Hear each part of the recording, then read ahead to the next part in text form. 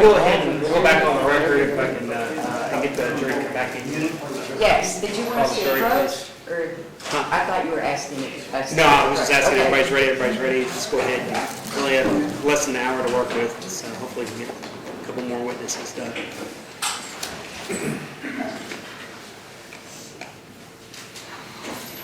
All right, jury.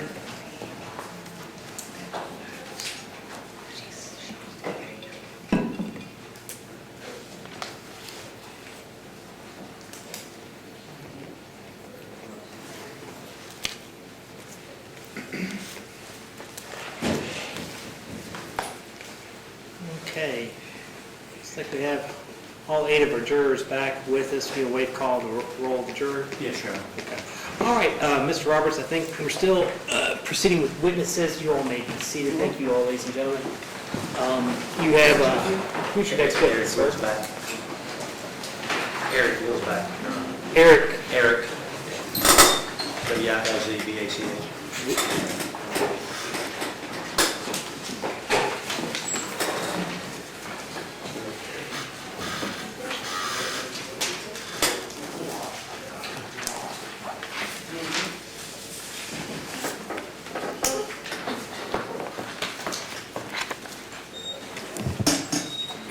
Sir, if you would come forward to the bench here and be sworn.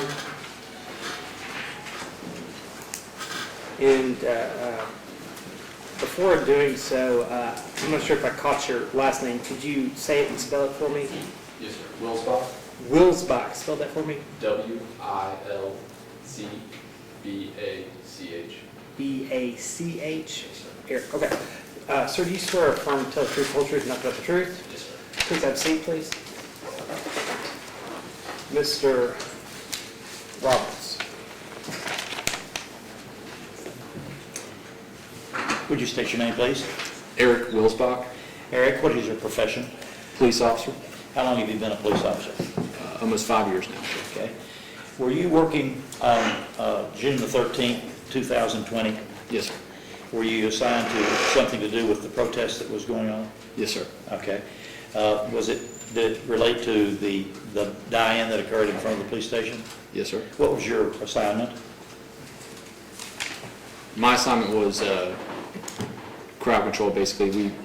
We walked out with the teams that were out there. Our emergency responsive unit was already outside, and we were placed to assist them in any needs that they have. And while out there, we just made contact with the individuals on the other side of the barricade. Okay. And did you have a body cam on? Yes, sir. And was that body cam then later booked into evidence? Yes, sir. And have you had a chance to review it before this trial? I have, sir. Okay. In part of that body cam, it's rather long, but in part of that body cam, did you have contact with Sarah Williams? Yes, sir. Do you recognize Sarah Williams? Yes, sir. Do you see her here today? I do. Did you know her before that date? I Or did know not. who she was? I knew who she was, sir, but I did not. By identity, you could identify her as Sarah Williams? Yes, sir. Okay. Do you know who April Taylor is? Yes, sir. Okay. Do you know, I mean, they're identical twins, right? Or pretty close? Correct. All right, but you know the difference between looking at them? Yes, sir. Okay.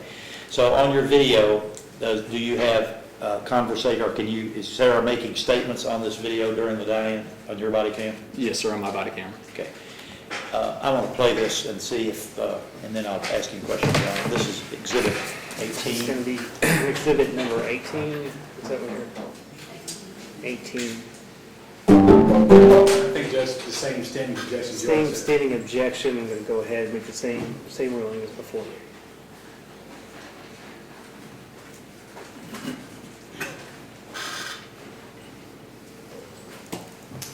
If you will, just watch this, please.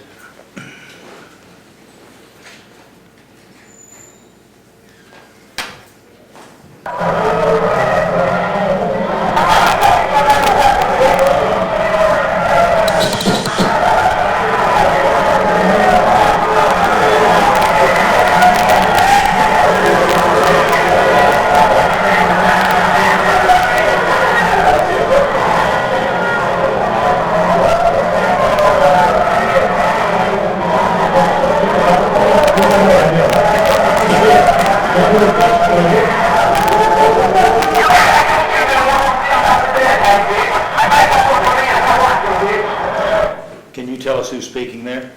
Yes, sir. Who? Sarah Williams, sir. Okay.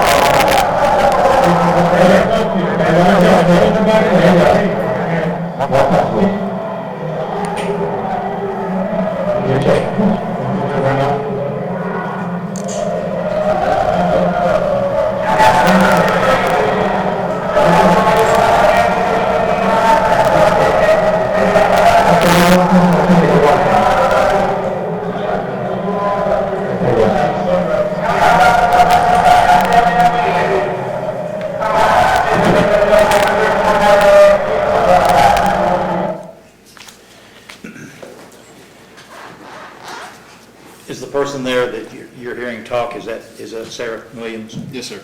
All right, no further questions. Mr. Whitney? I watched a body cam where you arrested someone. I'm sorry, can you I just repeat? watched you investigate arresting someone. Yes, sir. I think you picked them up and talked them and set them down. That's correct. She used foul language towards you. You agree with that? Are you Sarah Ms. Williams? Yes. Yes, sir, she did. Who did she ask to commit violence? Who did she ask to commit violence? Yes. Well, you could hear in the video saying, make them work for it. She was there when it happened. Okay, so make them work for it. I think you all wanted to get up and not protest and lay there in silence, right? Not on that side of the barricade. Correct. And when she's saying make them work for it, did she say kick, punch, run, don't let them arrest you? She went dead weight. That's what she was referring to. I had to carry her to that spot of where you saw me place her down. This video we just watched, you saying this person went dead weight? Yes, sir. We carried her there. I could have sworn you asked her to sit still. I said you're gonna help her up. You helped her up. I think I just watched her sit down with your direction. We placed her down. We carried her there. I didn't see you struggle, grunt, or have a hard time picking her up at all.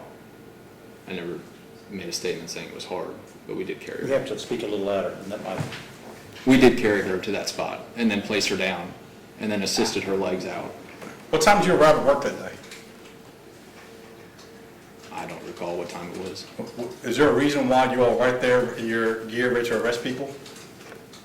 I was in my normal uniform at that time, Working your normal shift? not a normal shift, no. We were called down there.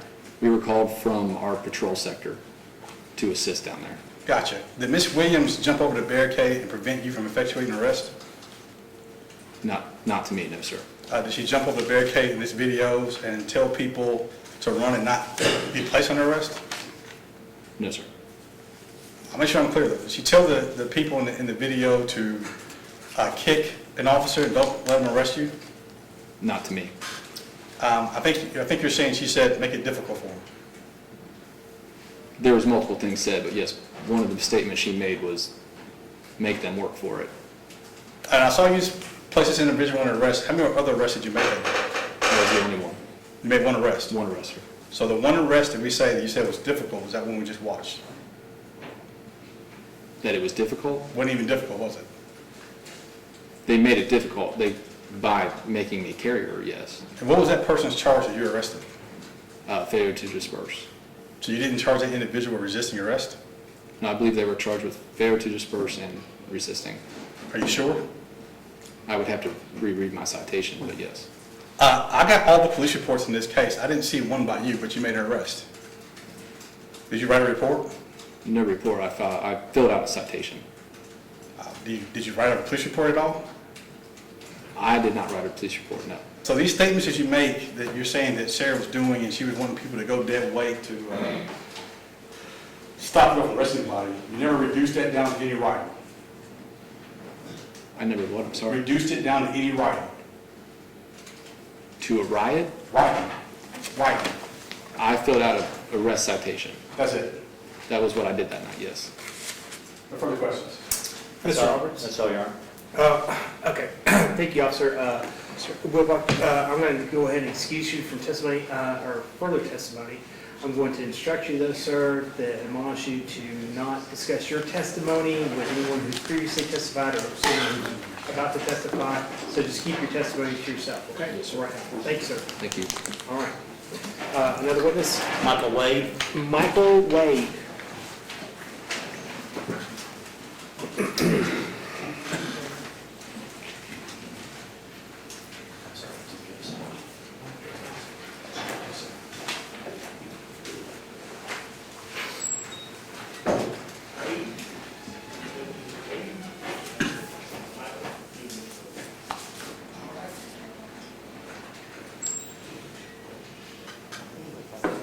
Sir, if you would approach the bench to be sworn.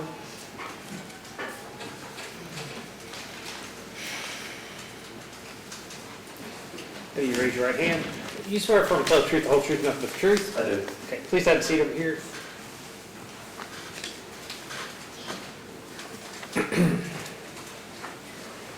Mr. Roberts. state your name, please, sir. Michael Wade. What is your profession? I'm an officer with the Lexington Police Department, How long have you been a police officer? approximately 5 years. Are you assigned any particular division? I work patrol for West 3rd. Okay. Were you involved with the involvement with protesters in some way on the late night of 2020, in the year 2008, in June 13th and 14th? Yes, I was. Tell us, please, what you were doing.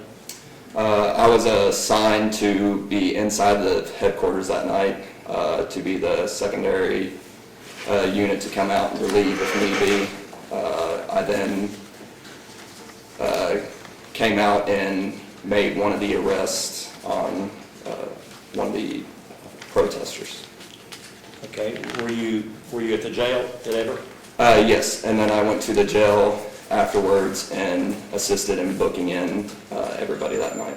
Okay. Did you have a body cam on? I did. And when you went to the jail, did you have a body cam? Yes, the whole time. Okay. Were you present when, well, tell us what happened with regard to the different people who came in. The first group of people, I believe there was about 15 or 16 people that we booked in at first. Everybody was very cordial. We all sat there, booked them in one by one, got everybody in fairly quick as we could.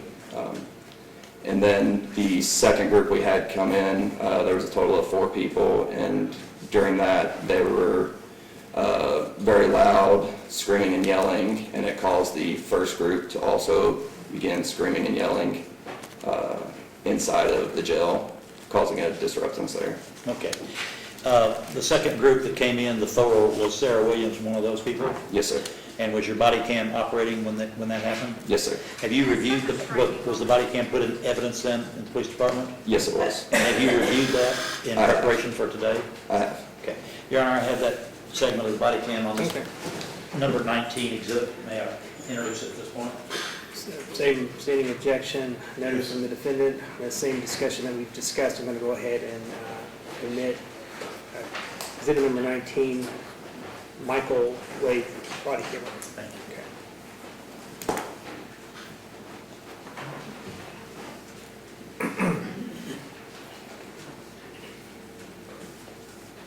Are you asking to play it at this point? I'm sorry? Are you going to play it? Yes, sir. Okay. Officer Wade, please watch this, and then I'll ask you some questions.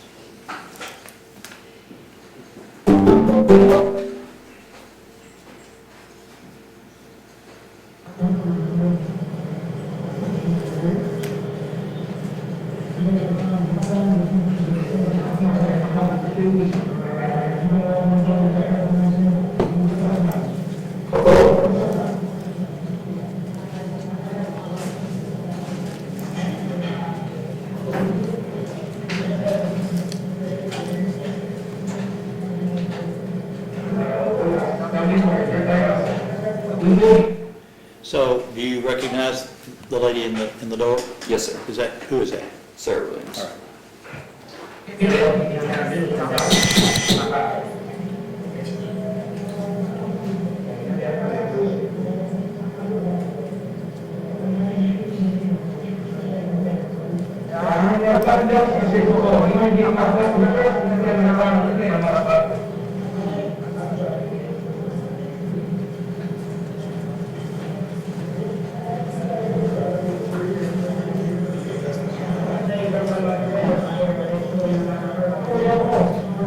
There's 2 more.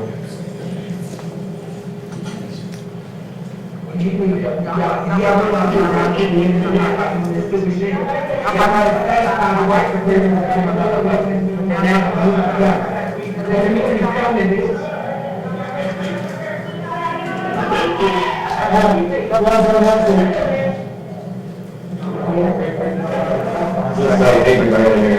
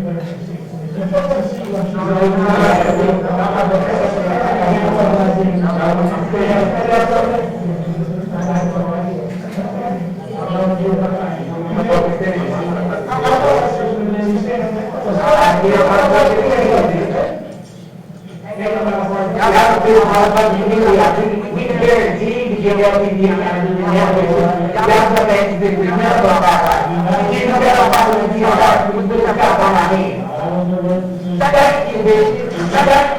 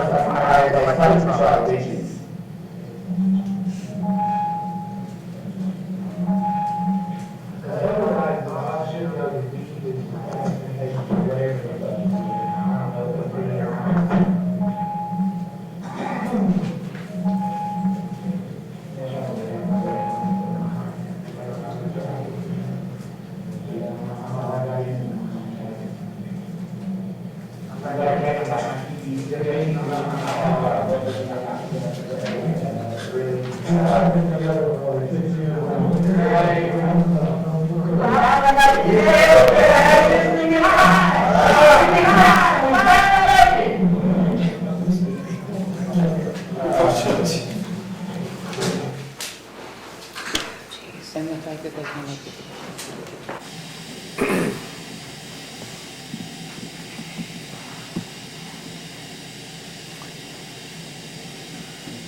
I'm objecting to his hearsay. I think the statements he's listening to about we finally made you arrest her. This is April yelling these things out, not Sarah. Like, And is played, it's already been admitted through the evidence. I think that it's something that could be addressed on cross-examination. However, there were several statements, I think, that were made by Sarah that were consistent with, my previous ruling regarding intent, so. I get that part, but these statements about, when Fallon made y'all do, the statements he just referenced before we introduced this actual April saying these things. Okay, you want me to admonish the jury, because clearly that was April saying that, so. Yes. Admonish I mean, because of what? Well, the video speaks for I itself, know. really. I know, but you're telling the judge, like, this Sarah saying this, and you're playing the video with April. Right, yeah, and the problem is that, again, the evidence is intertwined together with Sarah and April, and there's a lot of things that I think that they've shown that they were doing in combination with the common plan. So. But that's I why I think disagree that- with some of these things are not I made. appreciate that, but, I mean, we can replay the video, and you can say it's certainly April, but it may cause more attention to it, Well, I think he played the duration of the statements he told the court he was going to play. I mean, I'm going to say that last statement about, with regard to, it being, that 6 years, we've been working at 6 years, was April's statement. You mean, all right, I'll make this. Okay. Ladies and gentlemen, the jury, the defense has asked me, and I agree, that I'm going to admonish you. Of course, the video speaks for itself, but the last statement regarding that, something to the effect that they've been attempting for 6 years to potentially reach an arrest or be arrested, that was a statement made by April Taylor. But of course, the video will speak for itself. Mr. Roberts. That's all the question I have. Mr. Whitley. I watched this video. There's a female officer there, correct? Yes, sir. And I think when the female officer was engaging with Ms. Williams, she wasn't yelling and screaming at that officer, correct? No. I think she was more towards some of the white male officers, right? Based on the video, yes. All right. We heard some statements by April about, I guess, wanting to be arrested. We found her arrested. Did you agree with that? Yes, sir. You said you've been an officer for how long? Approximately 5 years, about. I've been on holder for a long time. Would you agree, you make arrests where people are being like this defiant in that little holdover area? You made arrests where people being just completely defiant with you. Yes. They kicks, push, do all kind of things while they're in that little tank. Yes. They were just spitting off their rhetoric about America, slavery, and what you all owe them. Would you agree with that? I would agree that they were just screaming and yelling about that. They made no threats towards you, like I'm going to kill you or hurt you. No specific threats. So when you took them in the headquarters or in this little tank, to me they were standing outside, kind of standing around, but they were not like preventing themselves from going to the jail cell. To prevent themselves So from they were being not booked? preventing you from taking them to the jail. No, they weren't. To me, they were standing around walking, just spitting off their speech toward you. At that time, yes. Another thing I noticed is that, I think prior to that, did you search Ms. Williams? I did not search Miss Williams. Who searched Ms. Williams? Officer Hunt. Who? Officer Hunt, the female officer that was there, Officer Hunt. Now, I want to pay good attention to this. When this officer went through Ms. Williams' pockets and went through her belongings, what did she pull out of her pockets? I believe she pulled out a cell phone. And that was it, right? I'm not sure. I was paying attention to what was said. No further questions.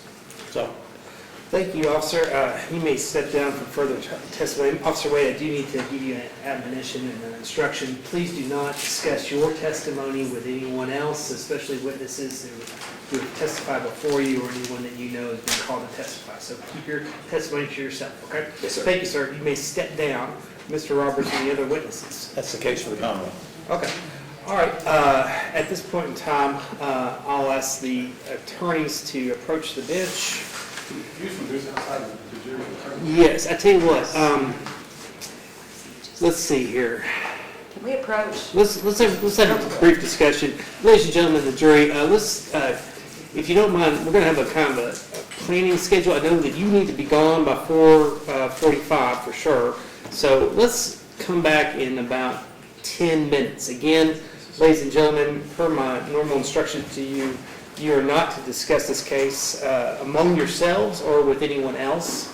You may talk to each other, just not about the facts of this case until you retire to the jury room to deliberate. Do not make up your mind or form any conclusions about this case until you retire to the jury room. If anyone tries to discuss this case with you, you are to notify the court immediately, and We talked about all the different means of channels that they can potentially contact you, so any contact, please contact me. Do not do your own investigation about this case by going online. Do not read any news reports or any of those things. Okay, we're going to just try to figure out where we are and come back in about 10 minutes, okay? Thank you.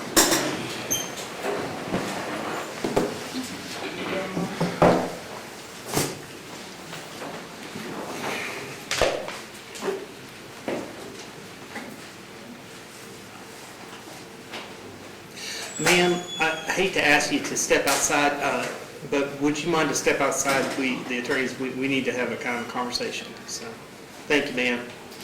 Yes, sir.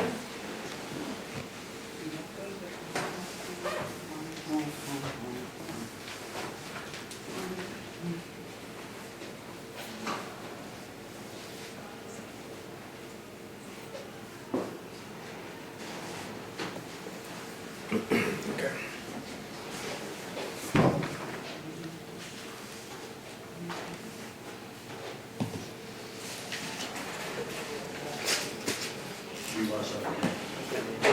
Yeah, why don't we just come to the bench here?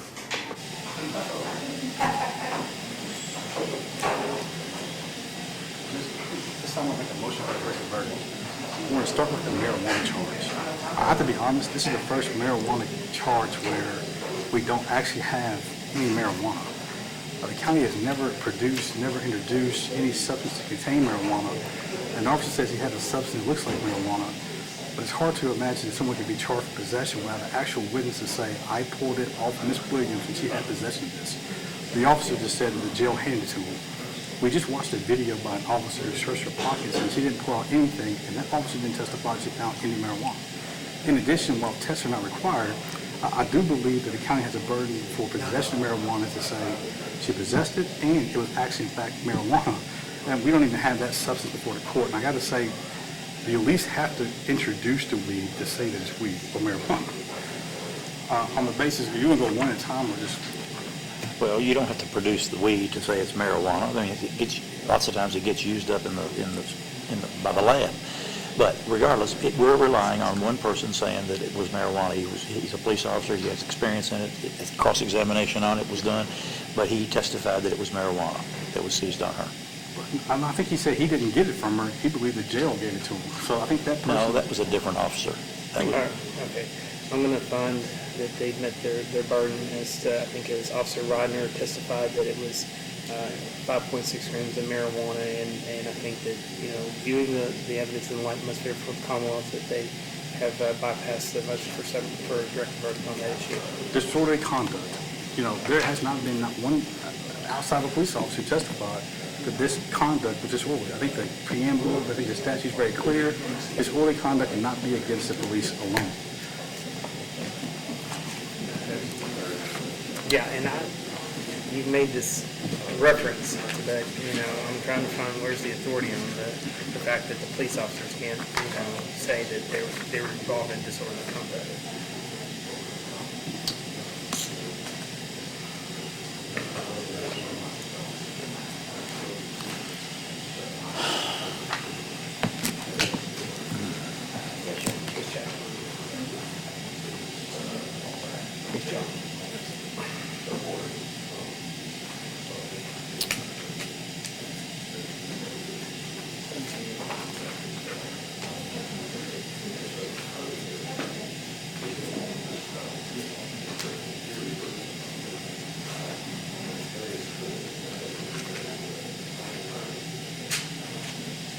I'll cite to Hartman v. Moore, where it says the defendant judge cannot be convicted for inciting a riot or disorderly conduct where she has merely used profanity, swear words, obscenities towards law enforcement, or yells at law enforcement. In addition, if you look at the preamble, let me find it real quick. In the preamble, then we look at the construction of the statute, it makes it very clear that that cannot be used against police officers alone. Okay. You want to address that argument? Well, I think we added plenty of proof here. Can I see the arrest report of the citation?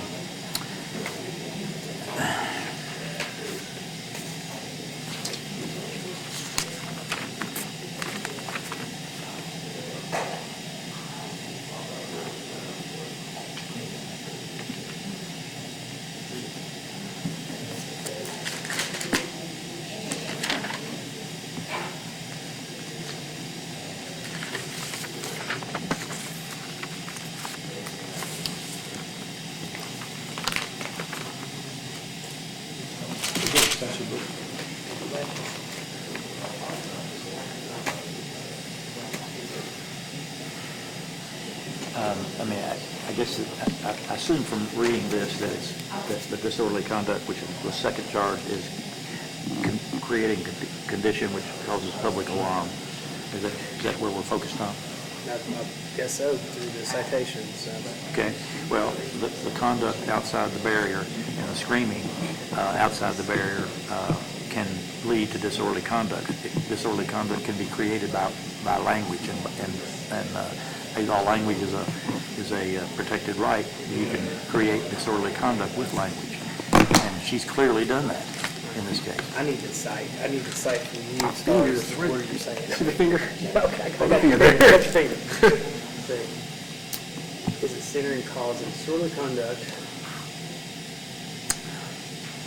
In most common cases, by which individuals make a public nuisance of themselves, such as actual passive behaviors tending to threaten the public generally, it should again be stressed that the statute requires public alarm as distinguished from private alarm. For example, a person may not be arrested for disorderly conduct as a result of activity which annoys only the police. The statute is intended to cover the situation in which a private citizen engages in an argument with the police so long as the argument proceeds without offensive coarse language or conduct which intentionally or wantonly creates a risk of public disturbance. The statute is not intended to cover the situation in which a private citizen engages in an argument with the police so long as the argument proceeds without offensive coarse language. Well, I mean, if that's the authority you're relying upon, there's all kinds of offensive coarse language with the police officers. So, I mean, is that what you're saying? That because I'm reading this language in the statute, and the statute is the person is guilty of disorderly conduct in the second degree when in a public place with the intent to cause public inconvenience, noise, alarm, or harm, or wantonly creates the risk thereof. Making unreasonable noise, there's all kinds of video evidence of that. Refuses to obey official order to disperse, maybe not so much that with her, or creates hazardous or physically offensive coordination that serves no legitimate purpose. So, condition. I'm thinking the authority that you cited has that caveat for offensive language with police officers, so I'm going to find that Commonwealth has met their burden just with regard to a direct verdict on disorderly conduct. Moving along, resisting arrest. Yeah, I think resisting arrest is not just putting your arms in front of you. She has to have some kind of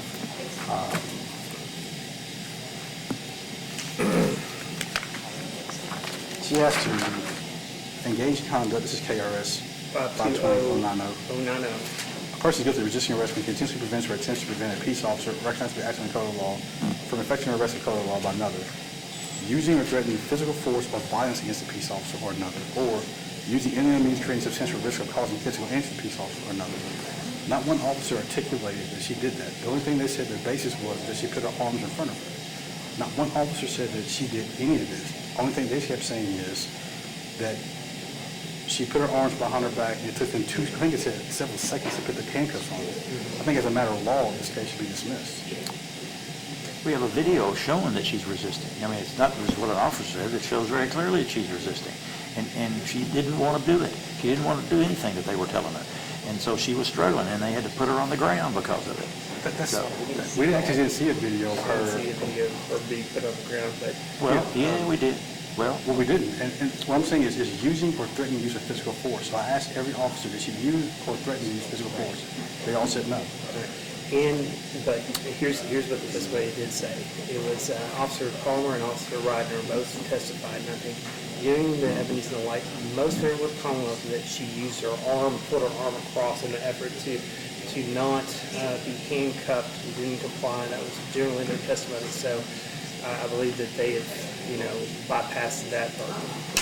Well, Judge, for the record, I think And I appreciate it. Go ahead and get your objection in, but that's going to threatening be the my use of physical force, it's not just, I think in the beginning it says intentionally prevents or attempts to police officer from doing it. But threatening to use physical force or violence. using physical force. So she used physical force. Whether or not it's violence, I think that they bypass that. But it's use of physical force. It's a either or. So I think just based upon the statute, that they have bypassed this burden in viewing the light in the very most favorable view for the Commonwealth. So, I don't know. One, I think you have to have five of them or the other video. We don't actually have the actual number of people arrested. We don't know that. You have to have probable person create or engage in riots. You have to create grave danger of property damage, personal injury, or substantial obstruction of government function. There's not been one, I think the administrator didn't testify to any government obstruction. No one testified to any property damage or personal injury. And you have to engage in language that incites violence. We watched the entire video. There's not one person who's inciting people to engage in violence. At best, I can say they have to use extra personnel to obstruct, to, I guess, police the protest, but that's a personal choice. There's no one there like blocking the ambulance or preventing people from being arrested. I think in this statute, it's not just people laying down on the sidewalk. So I think it requires more. I think Ms. Williams has to tell people to damage property, to burn down the city, let them rain. I think some of the authority for this is when you look at that it also just protects free speech without allowing the situation to develop to a point where there's clear and present danger of a riot. So in this case, I mean, the reality is, in this case, there's not one person, not one officer testified that anybody engaged in any violence. I went through painfully each officer and asked him, when did they engage in any violence? All of them said none. Thurman at best said we have to use extra law enforcement to police the protest. That is still not obstruction lawful functions. No one blocked a police officer from going to an emergency call. No one stopped someone from engaging in law enforcement. At best, they could say, she said, use dead weight can effectuate an arrest, but that doesn't rise to a level of riot. At best, it may be facilitation to resisting arrest. I just think when you think about riot, it's a lot more than what we're considering in this case. Like, for example, what we saw in the Capitol of last year. Yeah. In addition, I don't think they actually have a number of people arrested, so I think the statute does require them to state how many people arrested have to be 5 or more. Last officer said 14 were, No. or that was Well, Thurman. the video showed more than 5 been arrested, but if you want to respond to... Well, he keeps citing violence as the reason for disorderly, for the resisting arrest. There's 3 parts that you can find somebody guilty of inciting a riot, and one of them he avoids, but urging people to disregard a lawful order that is clearly. He's saying, no, that's not. Well, let's read it. Let's read the statute.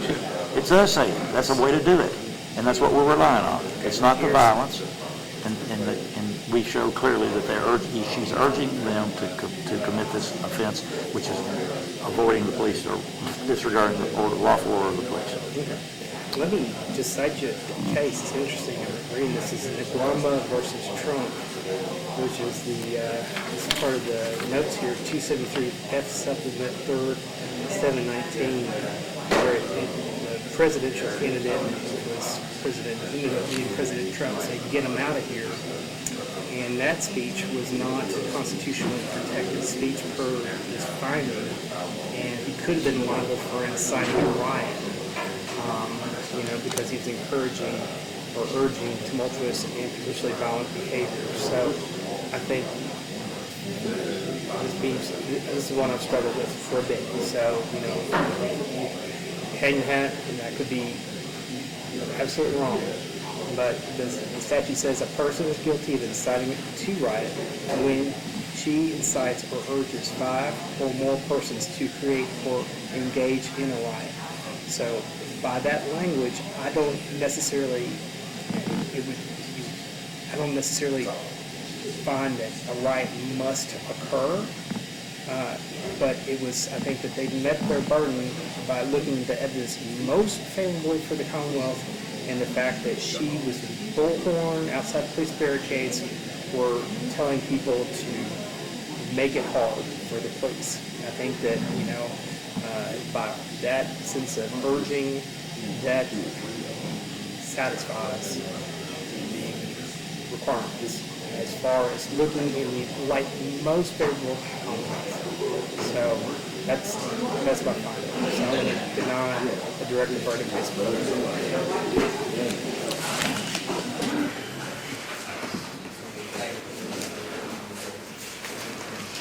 Okay, let's go ahead and call the, well, we haven't really talked about, based upon these pleadings or my decision, how we're going to proceed. So I'm going to let the attorneys talk to me a little bit about what your all's plans are. The Commonwealth's concluded their case. Mr. Whitley, do you anticipate calling any witnesses or? No? Okay, so we're going to go straight into potentially closing arguments tomorrow morning? Well, what about instructions? What do you want to do with that? Yes, so I've got instructions that have been submitted by the Commonwealth. Yes, and I heard what Mr. Whitley said at the beginning of the trial. I believe he was saying this would come from Cooper's anyway, but we would ask for an explicit instruction admonishing the jury. It should begin with, there has been confusion as to who is who between the two sisters. I'm saying this a bit informally, but they need to be admonished that the actions of this defendant's sister have no bearing on her guilt. The confusion has occurred on multiple occasions. I mean, so I think it's imperative to protect her right to a fair trial. And she's not charged with complicity or conspiracy here, so. I really couldn't understand what she was saying. Is she She's saying that they want an admonishment that April Taylor's actions have no bearing of guilt upon Sarah Williams as far as the jury instructions. Are you in agreement? I agree with that. I don't know, I guess, yeah, I'm in agreement with that. Okay, so with regard to jury instructions, I mean, I haven't received any from the defense. If you all want to edit them, I can provide you with a Word document from Ms. Tobin as to her instructions. So you all can use that as a potential, if you haven't started on your own, you can edit it as you see fit.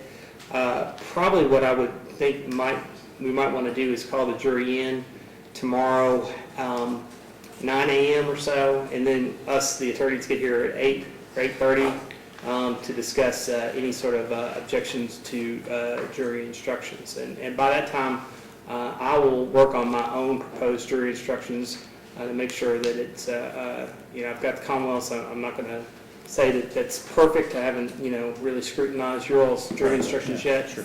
Let me work on them tonight and provide you with my copy tomorrow morning, and I'll include that admonition, okay? Any other items that we need to discuss? No, Your Honor. Okay. Okay. All right. Let's go ahead and then call. So the plan is we'll have the jurors report back at 9 a.m. Counsel will appear here at, everybody good at 8:30? We take 30 minutes to discuss your instructions, okay? And then we'll proceed with closing arguments. All right. Yes.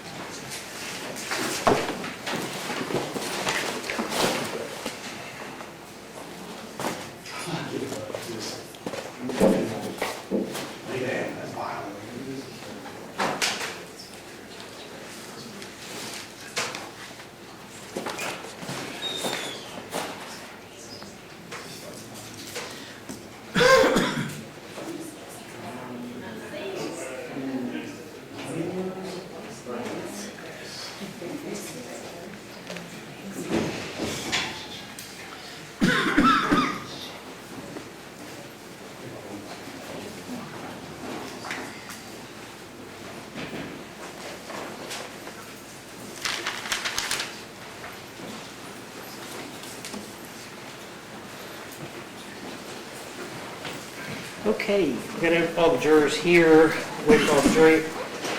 All right.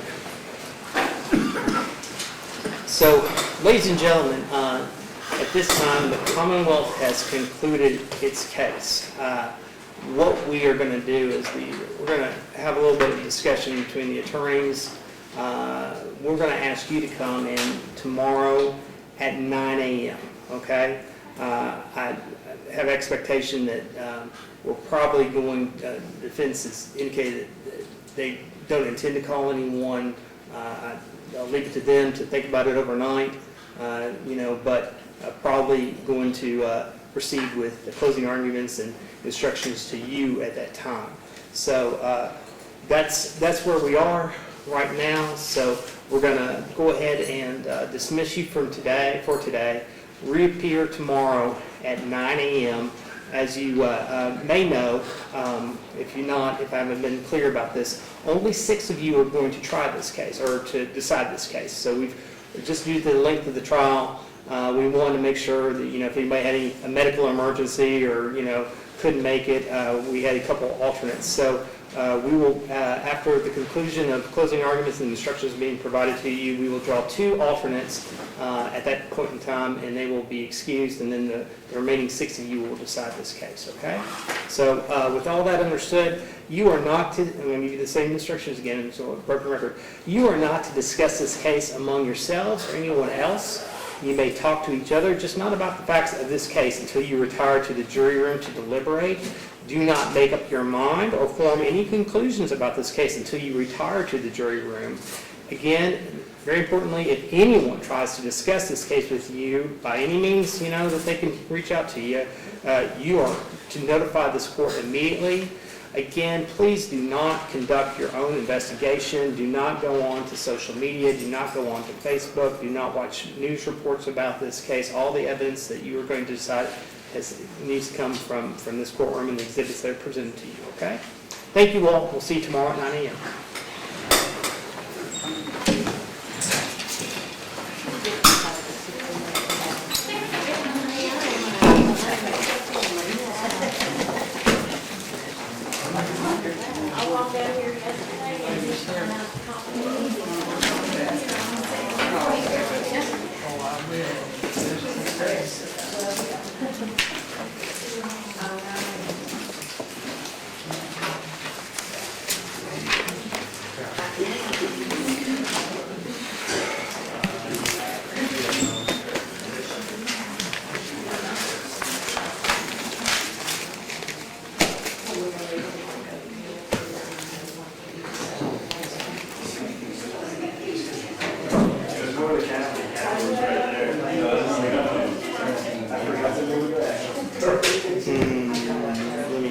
Before the jury totally leaves, after they leave, let's just make sure that the class check in with the attorneys to talk about